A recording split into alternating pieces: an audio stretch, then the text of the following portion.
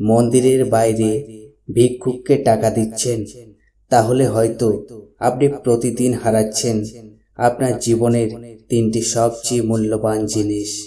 বন্ধুরা, আমরা যখন মন্দিরে যাই তখন মনটা ভরে যায় শান্তিতে, কপালে তিলক, মনে ভক্তি আর হৃদয়ে এক অদ্ভুত প্রশান্তি নিয়ে আমরা মন্দির থেকে বাইরে বের হই। কিন্তু ঠিক সেই সময়ে মন্দিরের সিঁড়ির নিচে দাঁড়িয়ে থাকা ভিক্ষুকদের দেখি, আর আমরা পকেট থেকে একটা কয়েন বের করে দিয়ে ভাবি, আজ একটা ভালো কাজ করলাম। কিন্তু কখনো ভেবে দেখেছেন এই ছোট্ট কাজটাই আপনার জীবনে বড় প্রভাব ফেলতে পারে? তাহলে এক এক করে জেনে নেওয়া যাক। 1 নাম্বার হচ্ছে সঞ্চিত পুণ্যের ক্ষয়।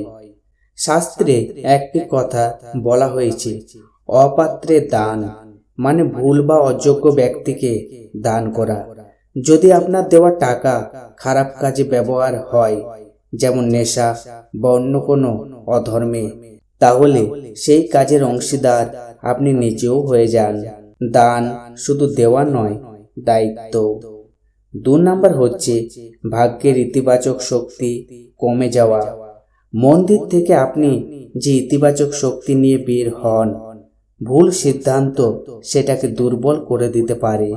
যদি এমন কাউকে দান করেন যে কাজ করতে পারে কিন্তু করতে চায় না, তাহলে আপনি অজান্তেই অলসতা ও দারিদ্র্যকে বাড়িয়ে দিচ্ছেন। এতে আপনার নিজের উন্নতির পথেও বাধা আসতে পারে। 3 নাম্বার, বিবেকের দুর্বল হয়ে যাওয়া। অনেক সময় আমরা দান করি শুধু বিরক্তি এড়াতে বা নিজের ভালো লাগার জন্য, কিন্তু সত্যিকারের দান হয় নিঃস্বার্থ মন থেকে, অহংকার ছাড়া। যখন দান শুধু দেখানোর জন্য হয়ে যায়, তখন সেটা আর পুণ্য থাকে না, অভ্যাস হয়ে যায়। তাহলে কি দান করবেন না?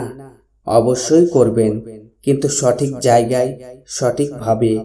ক্ষুধার্তকে খাবার দিন, দরিদ্রকে কাপড় দিন, অসুস্থকে চিকিৎসায় সাহায্য করুন, শিশুদের শিক্ষার জন্য এগিয়ে আসুন।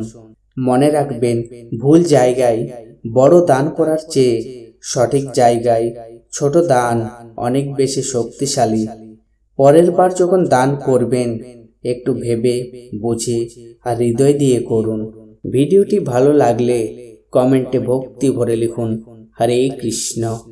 ভিডিওটি লাইক করবেন, শেয়ার করবেন, চ্যানেলটি সাবস্ক্রাইব করে পাশে থাকবেন।